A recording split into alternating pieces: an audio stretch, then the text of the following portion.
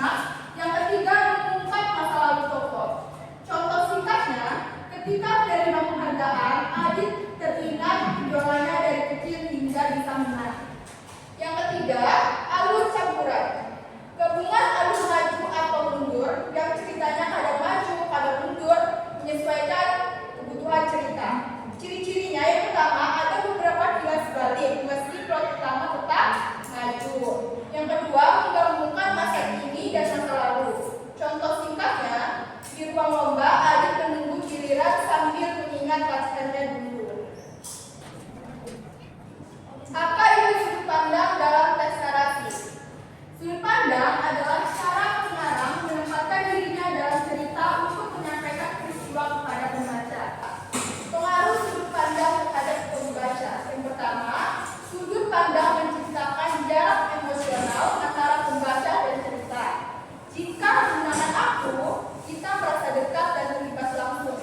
Jika menggunakan dia, yang maha tahu, kita mendapat gambaran besar seperti melihat dari helikopter. Jenis-jenis sudut pandang ada berapa?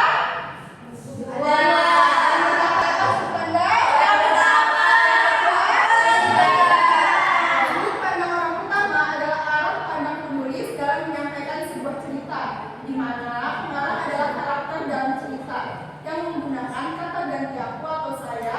Pembaca mengalami cerita mata dan perasaan tokoh utama. Contohnya, aku berjalan menuju kelas dengan perasaan gugup. Yang kedua, sudut pandang orang ketiga. Pengarang berada di luar cerita dan tidak terlibat langsung, tetapi memiliki akses penuh ke segala aspeknya dan mengetahui pikiran, perasaan, dan motivasi setiap karakter. Biasanya menggunakan kata ganti dia atau mereka. Contoh, dia berlari menuju gerbang sekolah berharap tidak terlambat. Baik, kita sudah Ibu sudah menjelaskan tentang alur dan sudut pandang dalam tes narasi. Di sini Ibu punya KTD untuk kerjakan. Baik. Yang dimana kan bukan alur dan juga sudut pandangnya. Tadi alur ada tiga, ada alur maju, mundur, dan campuran. Dan sudut pandang ada orang pertama dan orang ketiga. Ya. Jadi kalian kerjakan soal yang ada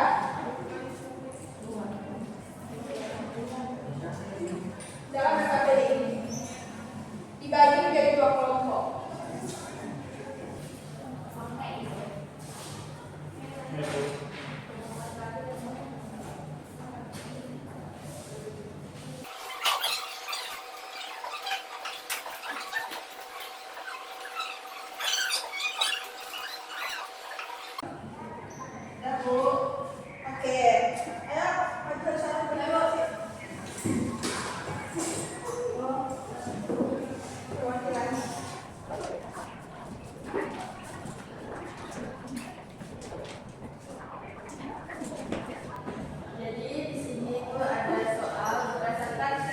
di atas, tentukan jenis yang digunakan dan jelaskan alasannya.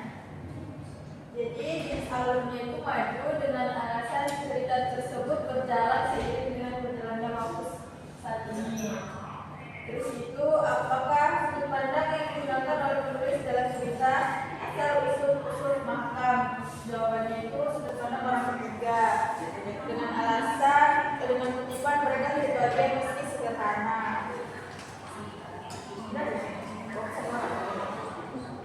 Setelah mempelajari bagian medis sensor lapar, kalian dapat ambil terkait hubungan dalam keluarga. Hidup dalam keluarga harus saling menyayangi dan memperlakukan semua anggota keluarga secara adil agar tidak menyakiti perasaan satu sama lain. Sikap medikasi dapat menyebabkan penderitaan bagi seorang anak.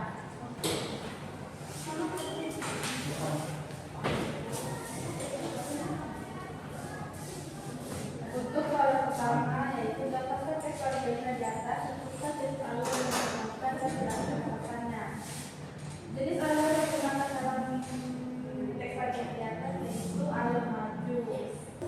Alasannya cerita terus berkembang dari satu peristiwa ke peristiwa berikutnya secara beruntun dan setiap kejadian menjadi penyebab kejadian selanjutnya. Misalnya kekejaman ibu tiri menyebabkan anak-anak pergi, lalu kelaparan menyebabkan mereka makan bubur panas dan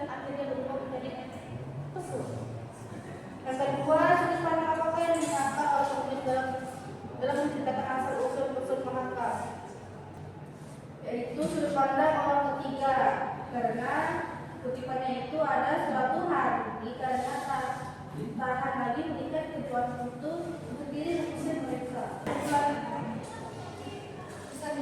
Ya, pelajaran mengulangnya adalah akan perlu menghargai dan praktik pada orang tua. Tetapi orang tua juga harus bertanggung jawab melindungi memberi kasih sayang dan tidak melancarkan anak-anak. Hubungan keluarga yang harmonis muncul dari tanggung jawab utama. Oke. Baik, terima kasih anak-anak.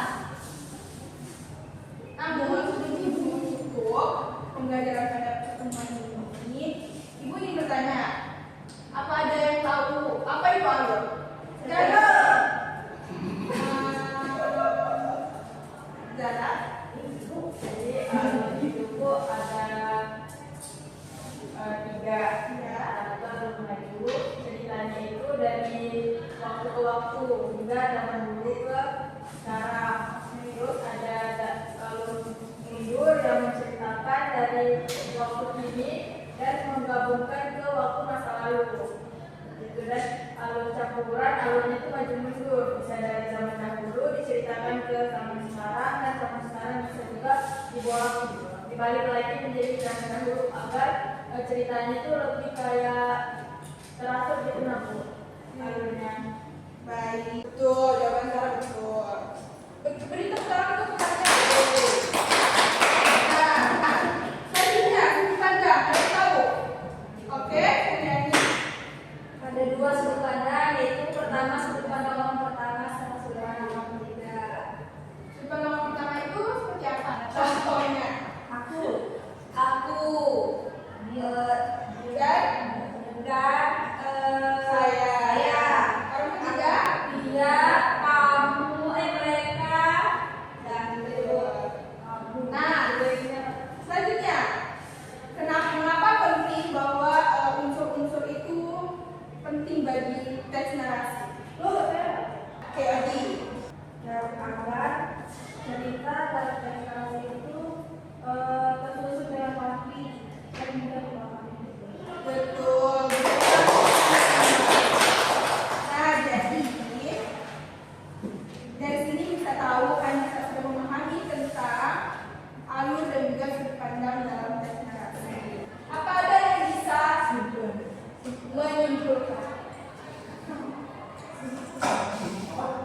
menyimpulkan pembelajaran kita pada kedua?